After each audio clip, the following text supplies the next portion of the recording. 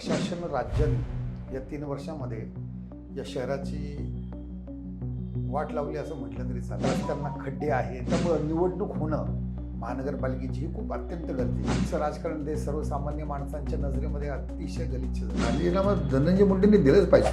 नमस्कार, मी अनंत सुभाष कोऱ्हाळे, माजी नगरसेवक, पिंपरी चिंचवड महानगरपालिका. मी चिंचवड गावामध्ये राहतो आणि चिंचवड गाव या भागातूनच मी निवडून आलो होतो. नंतर मी महानगरपालिकेमध्ये गटनेता, महाराष्ट्र नवनिर्माण सेना या पक्षाचा गटनेता म्हणून 5 वर्ष काम केलेलं आहे. सर, सध्या आता महापालिकेच्या निवडणुका येत आहेत. तुम्ही यापूर्वी निवडणूक लढलेला आहात. सध्या आता एवढा आधीच महापालिकेला आपल्या पिंपरी चिंचवडच्या तीन वर्ष 3-3.5 वर्ष गेलेले आहेत विदाऊट एनी नगरसेवक. तर आता निवडणूक आहेत, त्याबद्दल काय सांगाल? निश्चितपणे गेले 3 वर्ष पिंपरी चिंचवड महानगरपालिकाच नाही, पूर्ण महाराष्ट्रामध्ये महानगरपालिकेच्या निवडणुका झालेल्या नाही आहेत. आणि पिंपरी चिंचवडचा जर विचार केला तर प्रशासन राज्याने या 3 वर्षामध्ये या शहराची वाट लावली असं म्हटलं तरी चालेल. नागरिकांचे कुठलेही प्रश्न सोडवण्यासाठी प्रयत्नशील ते दिसत नाही प्रशासन राज्य.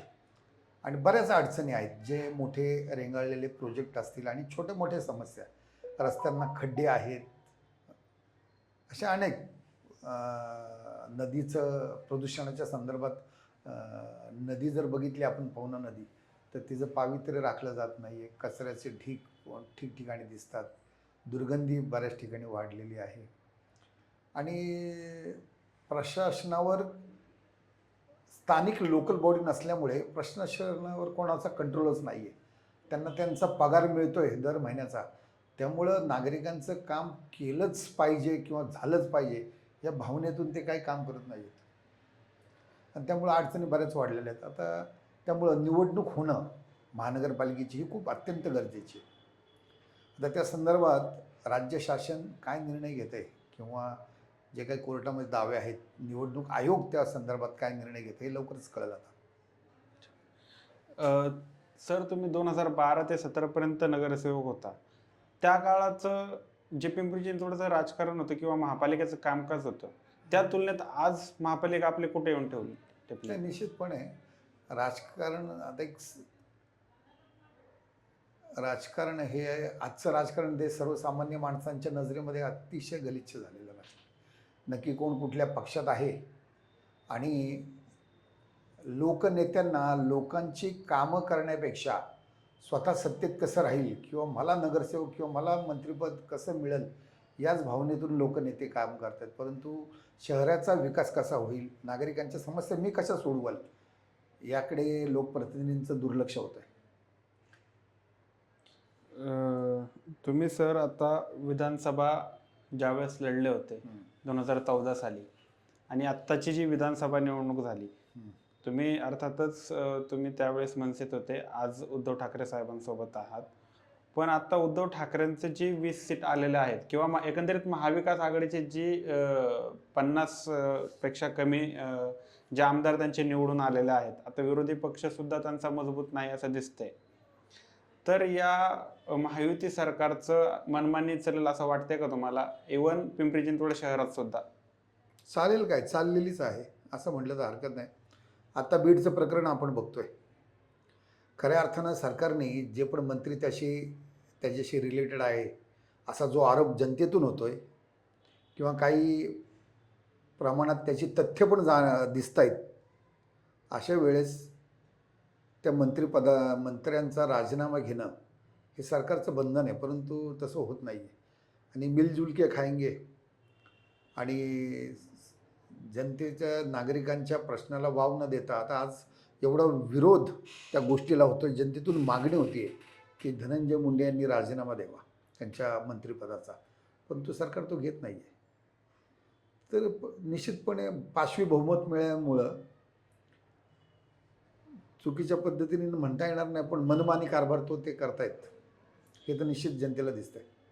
तुम्हाला काय वाटतं या संदर्भात? धनंजय मुंडेंनी राजीनामा द्यावा की नाही? दिलंच पाहिजे ना. राजीनामा धनंजय मुंडेंनी दिलंच पाहिजे. उलट मी तर म्हणतो मागायची गरज नव्हती, जनतेने मागायची गरज नाही, स्वतः मंत्र्यांनी दिलं. बा मंत्रीपद महत्त्वाचं आहे का एवढं? मागणी, लोकांची मागणी महत्त्वाची ना. आपण लोकनेते का झालो तर जनतेसाठी झालो, या महाराष्ट्राची झालो आहे. या महाराष्ट्रातील जनतेला जर आपण नको असेल सध्या, आणि आपलं कुठेतरी त्याच्यात संबंध संबंध म्हणजे असं मी म्हणत नाही त्यांचा डायरेक्ट संबंध आहे, पण जे कोण कराड आहेत, वाल्मिक कराड, त्यांची चांगली मैत्री आहे. मग तुमचा मित्र तर आहे ना तो. ही तर नैतिकता बाळू की बाबा ठीक आहे, जोपर्यंत हा निर्णय यांच्याविषयी होत नाही तोपर्यंत मी राजीनामा देतो. काय तो एवढं मंत्रिपदात आहे काय नक्की? हा आमच्यासारख्या सर्वसामान्य माणसाला प्रश्न पडतो की एवढं मंत्रिपदामध्ये काय आहे की माणूस त्याला असं चिटकून बसतो. हे पण कुठेतरी थांबलं पाहिजे.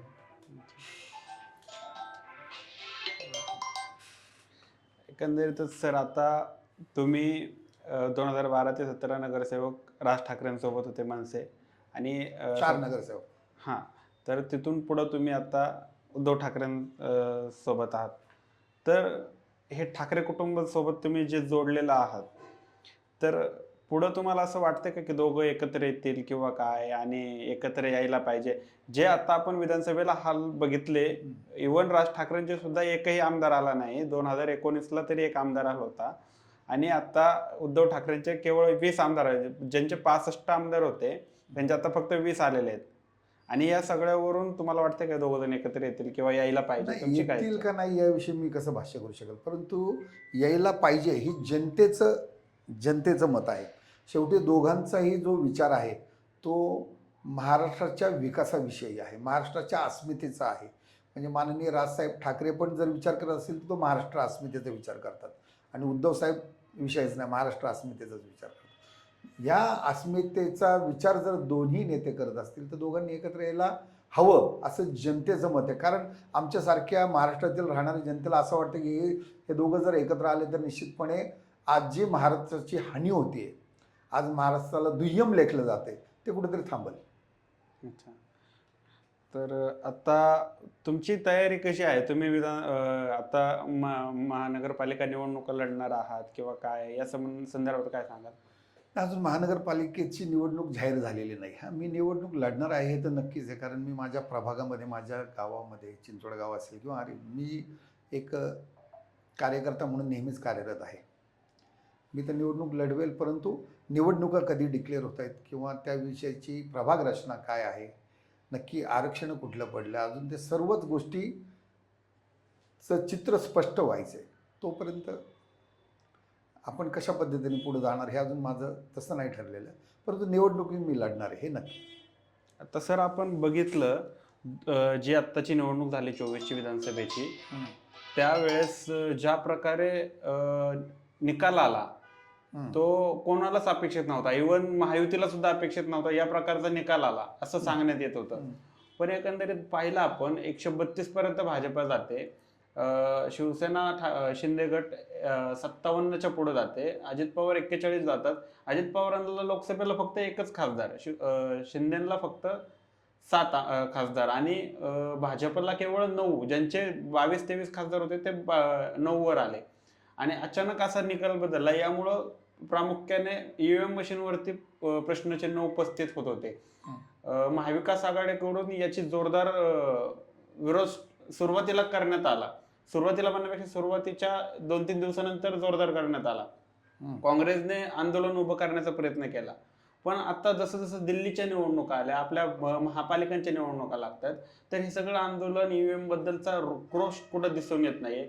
याचा प्रभाव कुठंतरी आपल्या महापालिकांवरती होईल, आणि महापालिकालाही तसाच निकाल लागेल का असं तुम्हाला वाटतं का, किंवा ईव्हीएम बद्दल शंका उपस्थित आहे का तुमच्या मनात? नाही, निवडणूक प्रक्रियेच्या संदर्भात मी नाही काय बोलू शकत. जे झालंय ते झालंय, त्याच्या संदर्भात आपण काय बोलणार. परंतु ठीक आहे, महानगरपालिकेची निवडणूक ही पक्षीय होत नाही. स्थानिक लेवलला कोण उमेदवार उभा आहे आणि त्याला केलेलं काम याच्यावर भरपूर लोक मतदान करत असतात. विधानसभा आणि लोकसभा एक वेळेस लोक पक्षीय मतदान करतात. कुठल्या पक्षाचा उमेदवार त्या पक्षाला कल देण्याचा प्रयत्न त्यांचा असतो, विचार असतो. परंतु स्थानिक लेवलला जेव्हा महानगरपालिकेची निवडणूक होईल तेव्हा निश्चितपणे व्यक्ती बघितला जातो, आणि व्यक्तीने त्याचा जो संपर्क असतो त्या भागामध्ये, त्या बेसिसवर लोक मतदान करत असतात. त्यामुळं आणि तुम्ही जे त्यामुळे तसं मतदान होईल. आणि तुम्ही जे म्हणताय की मशीनमध्ये ईव्हीएमच्या काय घोटाळे वगैरे असतील, त्या संदर्भात मी काय भाष्य करणार. आता निकाल तर लागलेले आहेत. जे निवडून यायचे ते निवडून आले, सत्ता स्थापन झाली, सर्व झालं. आपण त्या गोष्टीवर चर्चा करण्यात काही उपयोग नाही ना. पण एक सर उद्धव ठाकरे गटांचे आपले संजय राऊत जे आहेत त्यांनी सुरुवातीला कडाडून विरोध केला, पण आता कुठं ते विरोध करताना का दिसत नाहीयेत? म्हणजे काय आहे, भावना काय असेल म्हणजे त्या मागची, की बाबा सुरुवातीला विरोध केला, मग जर असं चालू राहिलं तर फक्त शांत होऊन बसणं, जर तुम्हाला तेवढं अपेक्षा जर आहे, तुम्हाला वाटतंय की शंका आहे, तर मग तो मुद्दा तुम्ही पुढे का नाही घेऊन जात? नाही नाही, तो निर्णय त्यांनी घ्यायचा. आता त्यांची भूमिका काय आहे त्याबद्दल मी नाही बोलू शकणार, परंतु मलाही असं वाटतं, जर नागरिक मागणी करत असतील किंवा विरोधी पक्ष मागणी करत असेल, आणि एकेकाळी भारतीय जनता पार्टीने पण याची मागणी केली होती की EVM नको आहे, आपण बॅलेट पेपरवर निवडणुका घ्यावं, तर सर्वांची मागणी असेल तर हा विषय एवढा ताणण्यात काही मजाच नाही ना. जर सर्वांचं म्हणणं आहे की बॅलेटवर घ्यावं तर बॅलेटवर घ्यावं. शेवटी निवडणुकीला लागणारा खर्च हा तेवढाच असेल, थोडा वाढेल, परंतु लोकांची शंका तर राहणार नाही ना. मग ती गोष्ट, बाबा विरोधी पक्षाची मागणी आहे म्हणून आम्ही ती मान्य करणार नाही, ही भूमिका सत्ताधाऱ्यांची नसावी. कुठेतरी एक चांगल्या पद्धतीची निवडणूक प्रक्रिया व्हावी, त्यातून चांगले नेते निवडून यावेत, त्यांनी चांगला विकास भारताचा, महाराष्ट्राचा व्हावा, या भावनेतून निवडणुका होतात. ती भावना जपण्यासाठी जे काही निर्णय निवडणूक आयोगाला घ्यावे लागतील, शासनाला घ्यावे लागतील, शासनाने घेतले पाहिजेत, असं माझं मत आहे. सर सध्या पिंपरी चिंचवड किंवा पुणे गुन्हेगारीचं क्षेत्र म्हणलं जातं, की पूर्वी विद्येचं माहेरघर म्हणलं जाणारं आता गुन्हेगारीचं माहेरघर म्हणलं जातंय. म्हणजे तुम्ही वाल्मिक कराड तुमचे पुण्यातच सरेंडर करतात. यापूर्वी जे बाबा सिद्दीकींवर गोळ्या झाडण्याची हत्या केली त्यांचे काही गुन्हेगार पुण्यातूनच आढळले. तरी असं आपल्या पिंपरी चिंचवड शहरामध्ये देखील मोठ्या प्रमाणात गुन्हेगारी वाढत आहे किंवा त्याच्यावर रोख राखला जात नाही, याबद्दल काय सांगा? पिंपरी चिंचवड शहरामध्ये नाही, पिंपरी चिंचवड शहराविषयी मी बोलेल. मी काय एवढा मोठा नेता नाही आहे पुणे शहर जिल्ह्याविषयी, किंवा पिंपरी चिंचवड शहरामध्ये तसं नाही आहे. पिंपरी चिंचवड शहर तसं जर बघायला गेलं तर निश्चितपणे चांगल्या पद्धतीने या ठिकाणी पोलीस यंत्रणा काम करते. गुन्हेगारीला भरपूर लगाम या ठिकाणी पिंपरी चिंचवड शहरामध्ये आहे. हां ठीक आहे, आता शहराचं शहरीकरण वाढत असल्यामुळं भरपूर बिल्डिंग्ज वाढतात, रावेत, वाकड, हिंजवडी, मोशी, चिखली हा परिसर प्रचंड वेगाने वाढतो आहे. त्यामुळं बाहेरून येणारे लोक, गुन्हेगार असेल किंवा बाहेरून येणारी जी काय गुन्हेगारी प्रवृत्तीची लोक काही स्वरूपात त्या ठिकाणी आश्रय घेऊ शकतील, पण बेसिक पिंपरी चिंचवड शहरात गुन्हेगारी तशी नाही आहे. शहरात गुन्हेगारी बऱ्यापैकी पोलिसांनी त्याच्यावर चांगल्यापैकी नियंत्रण ठेवलेलं आहे आणि नियंत्रण आहे. अपेक्षा आहे सर, तुम्ही नगरसेवक व्हाल, तुम्ही थांबणारच आहात, लवकरच निवडणुका जाहीर देखील होतील. तुम्ही निवडून आल्यानंतर तुमचं विजन तुमच्या मतदारसंघासाठी काय असेल? नाही, माझा मतदारसंघ म्हणजे माझा चिंचवडगाव. चिंचवडगावमध्ये जे पण प्रलंबित प्रश्न आहेत त्याच्यावर काम करणं, भरपूर प्रश्न आहेत. आणि नुसतं मी जेव्हाही महानगरपालिकेत नगरसेवक म्हणून निवडून गेलो, जेव्हा 2012-17ला पण जेव्हा मी नगरसेवक होतो, तेव्हा मी माझ्या शहरासाठी काम केलेलं आहे. ठीक आहे, मी ज्या भागामध्ये निवडून आलो त्या भागाचा विकास तर निश्चितपणे मी करतो, तो तर करायचाच आहे. पण त्याचबरोबर शहरामध्ये काय घडलं पाहिजे, शहरामध्ये काय यायला पाहिजे, काय व्हायला पाहिजे, शहराची प्रगती कशी व्हावी, यासाठी देखील मी काम करतो.